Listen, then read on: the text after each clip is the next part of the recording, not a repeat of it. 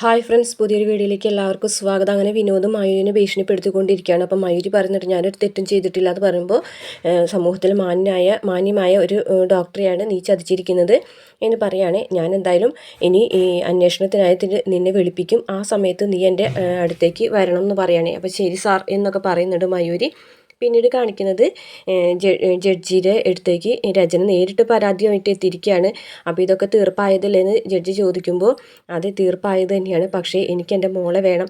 എൻ്റെ മോളുടെ അവസ്ഥ ഇപ്പോൾ വളരെ മോശമാണ്. മഹേഷ് ഒരു വിവാഹം കഴിച്ചതായിട്ട് അറിയാലോ, ഇഷിത ചിപ്പിയും നല്ല സ്നേഹത്തിലാണെന്നൊക്കെയാണ് മറ്റുള്ളവരോട് പറഞ്ഞു നടപ്പ്. പക്ഷേ ഇപ്പോൾ ഇഷിതയും മഹേഷും തമ്മിൽ തല്ലിപ്പിരിഞ്ഞ് നടക്കുകയാണ്. എൻ്റെ മോൾ ഒരു അനാഥയെ പോലെ ആ ഫ്ലാറ്റിൽ അങ്ങോട്ടും ഇങ്ങോട്ടും ഓടി നടക്കുകയാണ്. സ്കൂളിൽ പോലും മര്യാദയ്ക്ക് പോകുന്നില്ല, നന്നായി പഠിക്കുന്നില്ല. എൻ്റെ മോൻ ആദ്യ സ്കൂളിൽ തന്നെയാണ് ചിപ്പിയും പഠിക്കുന്നത്. പക്ഷേ ഇപ്പോൾ അവളുടെ അവസ്ഥ വളരെ കഷ്ടമാണ് മാഡം, എനിക്ക് എൻ്റെ മോളെ വേണം എന്നൊക്കെ ഇങ്ങനെ പറഞ്ഞ് കരഞ്ഞപേക്ഷിക്കുകയാണ്. അപ്പോൾ മാഡം പറയുന്നുണ്ട് ആ കുട്ടിയുടെ കാര്യത്തിൽ എനിക്കൊരു പ്രത്യേക താല്പര്യമുണ്ട്, ചിപ്പി എനിക്ക് നന്നായിട്ട് അറിയാവുന്നതാണെന്നൊക്കെ പറയുന്നുണ്ട്.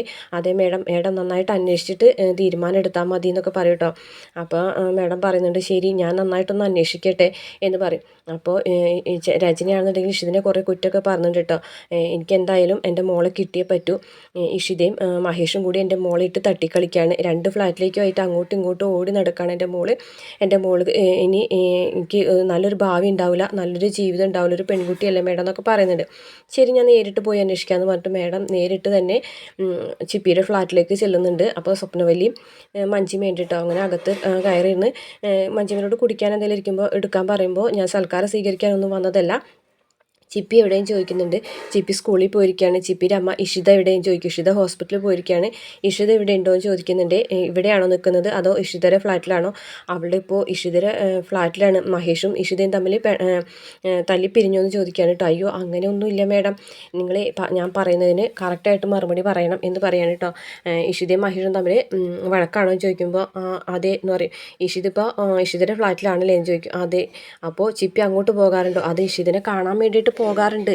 അപ്പോൾ അങ്ങോട്ടും ഇങ്ങോട്ടും ഓടി നടക്കുകയാണല്ലേ കൊച്ചി, നിങ്ങളെന്താ ഞങ്ങളെ പറ്റിക്കാണോ കള്ളം പറഞ്ഞിട്ട്? ഇവിടെ എല്ലാവരോടും ഞങ്ങൾ അന്വേഷിച്ചപ്പോൾ ഇഷിതയും മഹേഷും തമ്മിൽ കണ്ടാൽ മിണ്ടാറ് പോലും ഇല്ല എന്നാണ് പറഞ്ഞതെന്നൊക്കെ പറയും. അയ്യോ മേഡം അങ്ങനെയൊന്നുമില്ല മേഡം, ചിപ്പിനെ ഞങ്ങൾ പൊന്നു പോലെയാണ് നോക്കുന്നതെന്ന് പറയുകയാണ്. അപ്പോൾ പറയുന്നത് പൊന്നു പോലെ നോക്കിയിട്ട് എന്താ കാര്യം, പൊന്നു അളമാരിൽ പൂട്ടി വെക്കാനുള്ളത്. പക്ഷേ കുട്ടീനെ അങ്ങനെയാണോ?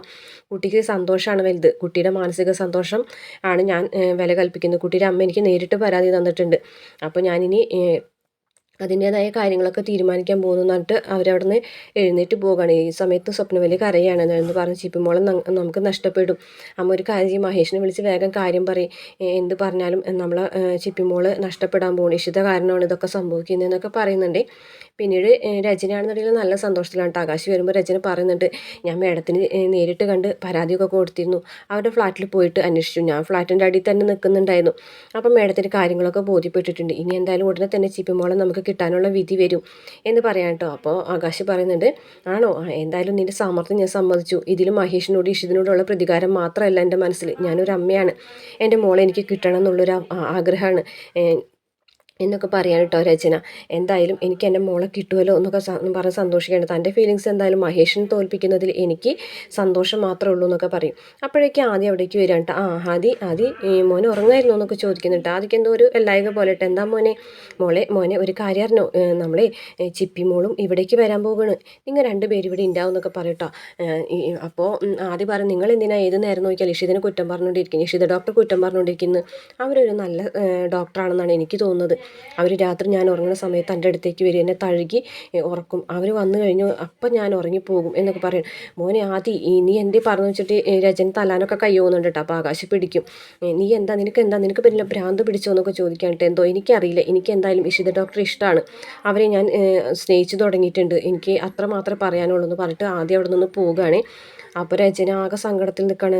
ഇവനെന്തോ ഭ്രാന്ത് പോലെ ആയല്ലോ മഹേഷ്, ഇവനെന്തെങ്കിലും ഡോക്ടറെ കാണിക്കണോ? അവനായ ആക്സിഡൻറ്റ് സംഭവിച്ചതിന് ശേഷമാണ് ഇങ്ങനെയൊക്കെ സംഭവിക്കുന്നതാണ് എനിക്ക് തോന്നുന്നത്. എന്തായാലും ഇഷിതയുമായിട്ട് ഒരു ആത്മബന്ധം ഇവൻ വളർത്തിയെടുത്തിട്ടുണ്ടെന്നാണ് എനിക്ക് തോന്നുന്നത്. ഒന്ന് നഷ്ടപ്പെടുമ്പോൾ ഒന്ന് കിട്ടും. ഞാൻ പറഞ്ഞതിൻ്റെ അർത്ഥം മനസ്സിലായോ? ചിപ്പിമോളെ നമുക്ക് കിട്ടുമ്പോൾ ആദ്യം നമുക്ക് നഷ്ടപ്പെടും, ഡോക്ടർ ഇഷിതയെ തേടി പോകും, അത് ഉറപ്പാണ് എന്ന് ആകാശ് പറയുകയാണേ.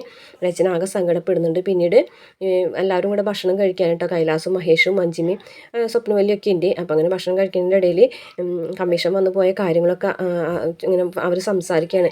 ഇനിയിപ്പോൾ എന്തായാലും ചിപ്പിമോള അവർക്ക് വിട്ടുകൊടുക്കാൻ പാടില്ല. എന്തൊക്കെ സംഭവിച്ചാലും ചിപ്പിയെ നമുക്ക് വേണം.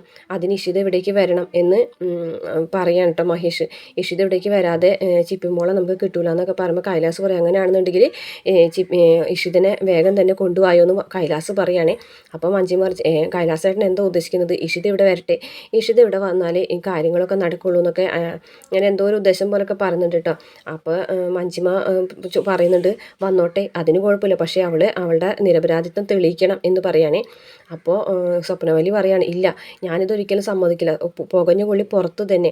ഇനി ഈ വീട്ടിൽ അവൾ കയറുന്നുണ്ടെങ്കിൽ അഗ്നിശുദ്ധി വരുത്തിയിട്ട് വേണം കയറാനായിട്ട്, അല്ലാതെ ഞാനതൊന്നും സമ്മതിക്കില്ല. അവൾ ഈ വീട്ടിൽ കയറുന്നത് എനിക്ക് ഒട്ടും താല്പര്യമില്ല. ഇഷിത ഈ വീട്ടിലേക്ക് വരുന്നത് നിങ്ങൾക്ക് ആർക്കും ഇഷ്ടമല്ലേ എന്ന് ചോദിച്ച് മഹേഷ് അവിടെ നിന്ന് എഴുന്നേറ്റ് പോവുകയാണേ. പിന്നീട് കാണിക്കുന്നത് ജഡ്ജിയുടെ ഭർത്താവും കൂടിയിട്ട് പാർക്കിൽ ഇങ്ങനെ നടക്കാൻ ഇറങ്ങിയിരിക്കുകയാണ്. അപ്പോൾ ഇങ്ങനെ ഓരോരോ കാര്യങ്ങളൊക്കെ കോടതിയിലത്തെ പറയുന്നുണ്ട്. അപ്പോൾ പറയുന്നുണ്ട് ഇന്നൊരു കേസിൻ്റെ അന്വേഷണത്തിനായിട്ട് ഞാനൊരു ഒരു ഫ്ലാറ്റിൽ പോയിട്ടുണ്ടായി ചിപ്പി മോള്. ഞാൻ പറയാറില്ല ഒരു ചിപ്പി മോളെ കാര്യം. അപ്പോൾ ആ കുട്ടിയുടെ അച്ഛൻ വേറെ വിവാഹം കഴിച്ചു, അമ്മയാണെന്നുണ്ടെങ്കിൽ വേറെ വിവാഹമൊന്നും കഴിച്ചിട്ടില്ല. പക്ഷേ അച്ഛൻ്റെ കൂടെയാണ് ഇപ്പോൾ കുട്ടി പോയിരിക്കുന്നത്. അച്ഛൻ രണ്ടാം വിവാഹം കഴിച്ച ഡോക്ടർ ഇഷിത എന്ന് പറഞ്ഞൊരു സ്ത്രീക്ക് ആ കുട്ടീനെ ഭയങ്കര ഇഷ്ടമായിരുന്നു. പക്ഷേ ഇപ്പോൾ അവർ തമ്മിൽ തല്ലി പിരിഞ്ഞ് നടക്കുകയാണ് എന്നൊക്കെ പറഞ്ഞ് സംസാരിക്കുന്നതിൻ്റെ ഇടയിലാണ് കേട്ടോ ചിപ്പിയും ഇഷിതയും മഹേഷും കൂടി ഓടി കളിക്കുന്നത് കാണുന്നത്. അങ്ങനെ 2-3 പേരും കൂടിയിട്ട് അവിടെ വന്നിരിക്കുകയാണ് കേട്ടോ. ഒരു ഇങ്ങനെ ഓരോരോ തമാശകളും കാര്യങ്ങളൊക്കെ പറയുന്നത് ജഡ്ജി കേൾക്കുകയാണ്. അപ്പോൾ ജഡ്ജി പറയും ഇതല്ലേ ചിപ്പിമോള്. അപ്പോൾ ഭർത്താവിനോട് പറയും ഇതാണ് ഞാൻ പറഞ്ഞ ചിപ്പിമോള്. അപ്പോൾ മറ്റേതോ അത് മഹേഷും അവരുടെ സെക്കൻഡ് വൈഫും. അപ്പോൾ താനല്ലേ പറഞ്ഞ സെക്കൻഡ് വൈഫിനായിട്ട് വഴക്കടിച്ചിരിക്കുകയാണ്. അതെ, അങ്ങനെയാണ് ഞാൻ ഫ്ലാറ്റിൽ ചെന്നപ്പോൾ അറിഞ്ഞത് എന്ന് പറയണേ. അതപ്പോൾ തന്നെ ആരും തെറ്റിദ്ധരിച്ചാണ് കേട്ടോ. ഇവർ നല്ല സ്നേഹത്തിലാണല്ലോ. ആ കൊച്ചിന് എന്ത് മാത്രമാണ് അവരെ സ്നേഹിക്കുന്നത്. ആ കൊച്ചിൻ്റെ ഭാഗ്യമാണ് ഇത്രയും നല്ലൊരു അച്ഛനമ്മനെയും കിട്ടിയത് എന്നൊക്കെ അയാൾ പറയുകയാണേ.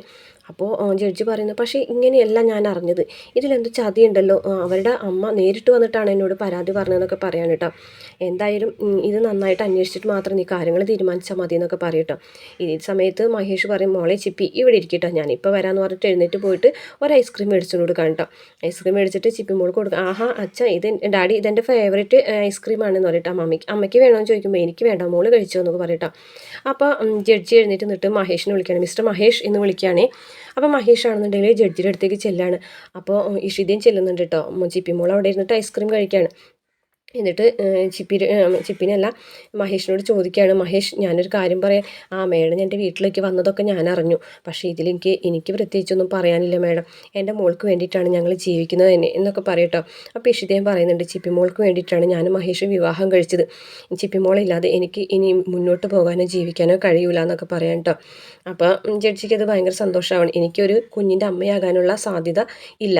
അപ്പോൾ എൻ്റെ മോള് ചിപ്പിയാണ്, ഞാനിപ്പോൾ ഒരു അമ്മയാണ്, ചിപ്പി മോളുടെ അമ്മ എന്നൊക്കെ പറയട്ടോ. അപ്പോഴേക്കും ചിപ്പി ഓടി വന്നിട്ട് അമ്മനെ കെട്ടിപ്പിടിക്കുകയാണ് ടിഷിതനെ. അപ്പോൾ ജഡ്ജി ചോദിക്കുന്നുണ്ട് മോൾക്ക് മോളുടെ മമ്മീനാണ് ഇഷ്ടം ഈ അമ്മേനാണ് ഇഷ്ടം എന്ന് ചോദിക്കട്ടോ. അപ്പോൾ ജിഷിതനെ കെട്ടിപ്പിടിച്ചിട്ട് പറയും എനിക്ക് ഈ അമ്മേനെയാണ് ഇഷ്ടം, എനിക്ക് മമ്മിയില്ല, എനിക്ക് അമ്മ മാത്രമേ ഉള്ളൂ എന്ന് പറയുന്നത് കാണിച്ചുകൊണ്ടാണ് ഇന്നത്തെ എപ്പിസോഡ് അവസാനിക്കും. വീഡിയോ ഇഷ്ടപ്പെട്ടാൽ മറക്കാതെ ചാനൽ ഒന്ന് സബ്സ്ക്രൈബ് ചെയ്ത് സപ്പോർട്ട് ചെയ്യണം കേട്ടോ.